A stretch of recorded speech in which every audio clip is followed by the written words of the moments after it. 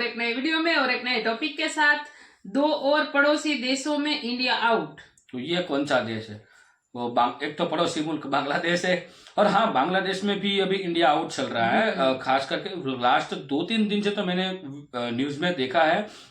ये क्या नाम है वो कंट्री का, छोटा सा मालदीव में जैसे हुआ वैसे बांग्लादेश भी चाहता है, क्योंकि वहां पे भी एक संगठन है और उन्होंने पार्टी बना ली है। तो उनको मतलब वो तो हार चुके हैं, इलेक्शन गया उसमें, लेकिन वो भी चाहते हैं कि मतलब इंडिया आउट। लेकिन चलो दोस्तों, पहले वीडियो देखते हैं पूरी डिटेल्स में, तो हमें वही तो जानकारी मिलेगी।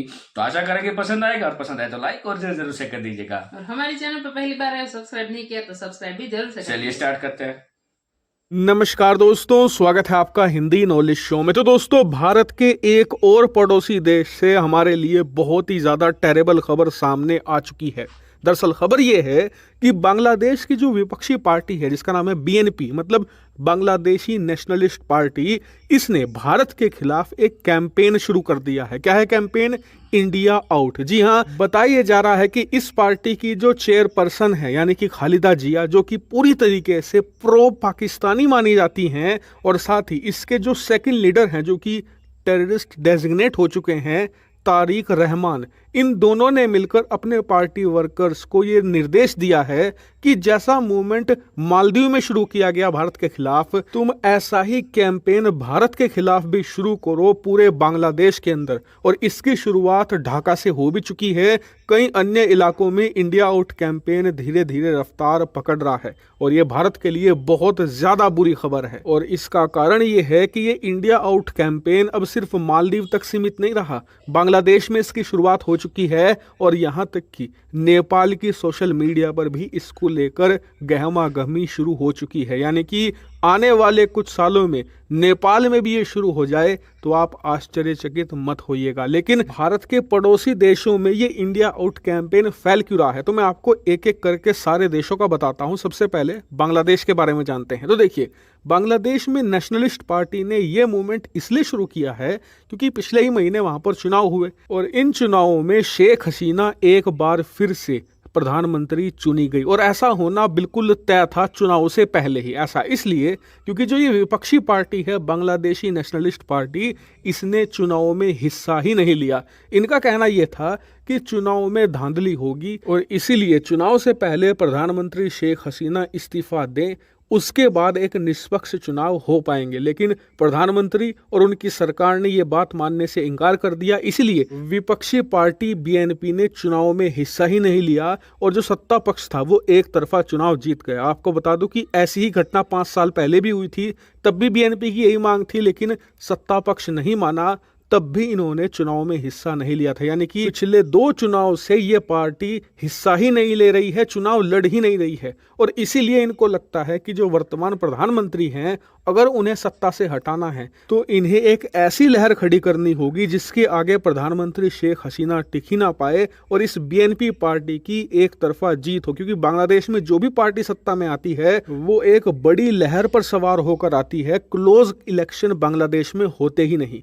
इसीलिए इन्हें ये लगता है कि बांग्लादेश में इंडिया आउट कैंपेन बहुत ही शानदार तरीके से चल सकता है, जैसे कि मालदीव में चला। खासकर कि जो कट्टरपंथी है बांग्लादेश के, वो इससे अट्रैक्ट हो सकते हैं बीएनपी पार्टी की तरफ, और इनकी चुनाव में जीत हो सकती है। यानी कि इनकी घरेलू राजनीति में भारत फंस गया है। लेकिन अभी अच्छी बात भारत के लिए ये है कि बांग्लादेश में अगला चुनाव होने में 5 साल का वक्त है। यानी कि इस इंडिया आउट कैंपेन को रोकने में अभी हमें 5 साल का वक्त मिलेगा, और हम वहां की विपक्षी पार्टी के साथ बात करके इस पर काम कर सकते हैं। तो खैर, ये तो बांग्लादेश का मसला है। लेकिन ये मूवमेंट नेपाल के सोशल मीडिया पर भी खूब छाई है, क्योंकि इस वक्त नेपाल में जो पार्टी सत्ता में है ना, वो है तो कम्युनिस्ट पार्टी, लेकिन उसका झुकाव भारत की तरफ है, क्योंकि उसके नेता हैं प्रचंड। वहीं उन्हें सपोर्ट दिया है नेपाली कांग्रेस ने, जो कि भारत समर्थक पार्टी मानी जाती है। और इसीलिए जो ये सरकार है इस समय नेपाल की, बहुत सारे प्रो इंडिया कदम उठा रही है। इस बात से चाइना परेशान है, और इसीलिए जो विपक्षी पार्टी है, कम्युनिस्ट पार्टी है वो भी, लेकिन वो केपी ओली शर्मा की कम्युनिस्ट पार्टी है, वो इस मूवमेंट को उठाने के बारे में सोच रही है ताकि नेपाल के लोगों में इंडिया के अगेंस्ट जो नफरत है वो और ज्यादा आग पकड़े और भारत विरोधी सेंटिमेंट बने नेपाल में, जिससे कि केपी ओली शर्मा सत्ता में भी आए और नेपाल और भारत के जो ऐतिहासिक संबंध हैं वो भी हद से ज्यादा खराब हो, खास करके जो पीपल टू पीपल कनेक्शन है वो तो टूट ही जाए। इसलिए आने वाले कुछ समय में अगर नेपाल के अंदर भी आप इंडिया आउट कैंपेन देखें तो बिल्कुल भी आश्चर्यचकित मत हो।